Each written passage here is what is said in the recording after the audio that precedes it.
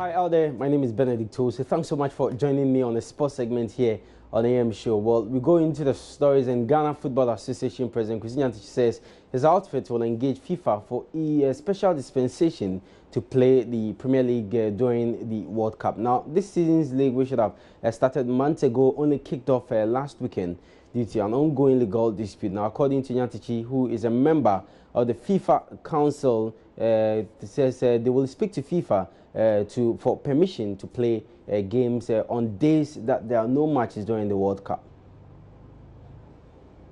FIFA says that by June all leagues must end, and this applies strictly to all countries, and particularly those participating in the World Cup. We are not participating in the World Cup, so we intend to negotiate with FIFA to give us a special dispensation so we can slot some matches during World Cup on days that don't conflict with the World Cup, so we can cover some ground. We had a 3-year program to come back to August. It's important for us to synchronize our calendar with Europe because it's beneficial to the clubs. During the season last year, WAFA, they lost team because players had to leave during the window, and then that was it. They could have won the league if the players had stayed.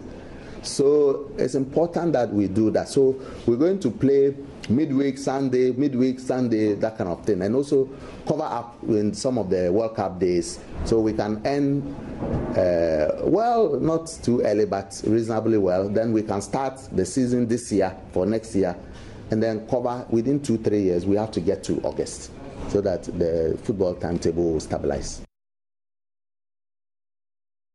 Well, in the Ghana Football Association's attempt to restore integrity of the game now, Kwesi Nyantakyi reveals a 30,000 Ghana cedis reward for whistleblowers who present hardcore or concrete information on a bribery act in the league.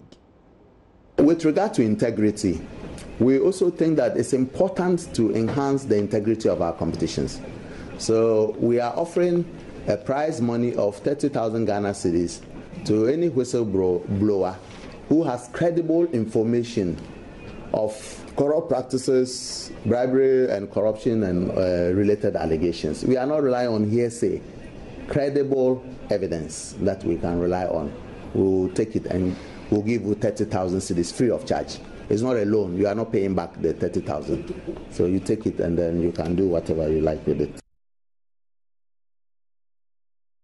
All right, so that was Ghana Football Association President Kwesi Nyantakyi. Now, from the local scene, let's get to the international front and do some stories. And you know, this weekend there will be no English Premier League games, as well as the major European leagues are all on break. We have international matches, and now teams that have qualified for the World Cup are preparing, and England is one of them. They will face the Netherlands in Amsterdam.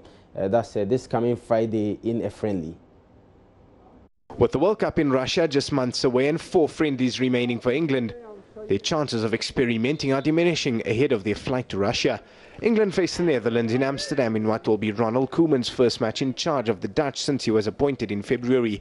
Koeman replaced Dick Advocaat, who left after failing to qualify for the World Cup. Manager Gareth Southgate selected 4 uncapped players in his squad: Burnley pair Nick Pope and James Tarkowski. Swansea defender Alfie Mawson and Bournemouth midfielder Lewis Cook was selected in his 27-man squad. There were also recalls for Jack Wilshere, Alex Oxlade-Chamberlain and Danny Welbeck. The trio have been given a World Cup lifeline, while Manchester United defenders Chris Smalling and Phil Jones, together with Chelsea captain Gary Cahill, have seen their places now in jeopardy after all 3 missed out on a place in the squad. Southgate put his side through their paces at St George's Park, with the players then taking part in a signing session, with fans invited to watch the team train.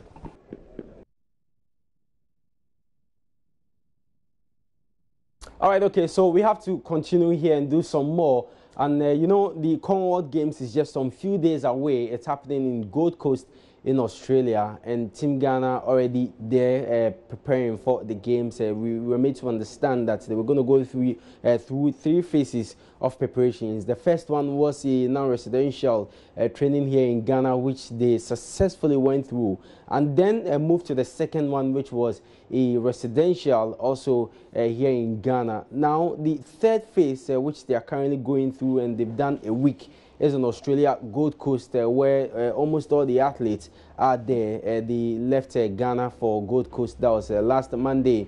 and they are preparing very, very well for the games. We're going to have 72 athletes participating in this year's games, multi-sport sport event, which is happening in Australia. We are privileged to have on the line a member of the Ghana Olympics Committee media, that's Ken Adade, my classmate, my friend. He's in Australia now. Ken, a very good morning to you, and I hope you are doing very well. Good evening, Benedict, from here. Oh, it's good evening there. What's the time over there? It's 5:10 p.m. 5:10 p.m. here. Oh, okay. So, and I'm sure you're having a great time there. Yes. Oh, okay. As we are in the morning, you are in the evening there. That's wonderful. But I mean, let's talk about the team. You are there with them. How are preparations going? Well, Benedict, let me say good morning to you and good morning to all our viewers. Team Ghana is preparing very well. As you said, this is the third phase of preparations for the games, and we came here about a week ago. That's Monday. The team came here, and they've been following their training schedules. Everything is in place here.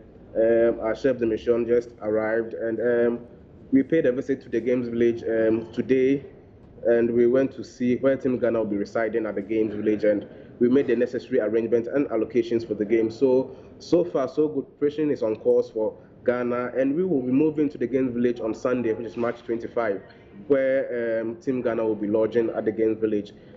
We are expecting our foreign-based athletes here by 27th March. So we will have, by 27th March, we will have a full complement of the 72 athletes we'll be using for the games. So far, so good. Preparation is ongoing. Everybody is in good shape. No hitches, nothing. Everything is going on smoothly here in Australia. All right. So, but how many athletes are in camp? You mentioned that we're going to have 72. So far, how many athletes are in camp?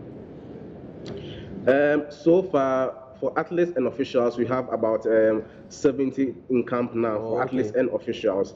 By March 27, we are going to have a full complement of our athletes and officials. That's 72 athletes and 36 officials who will be in camp by 27th March. And in terms of the team's preparations and what you've been, I know you've been sending us interviews. What have they been telling you, the athletes and the officials?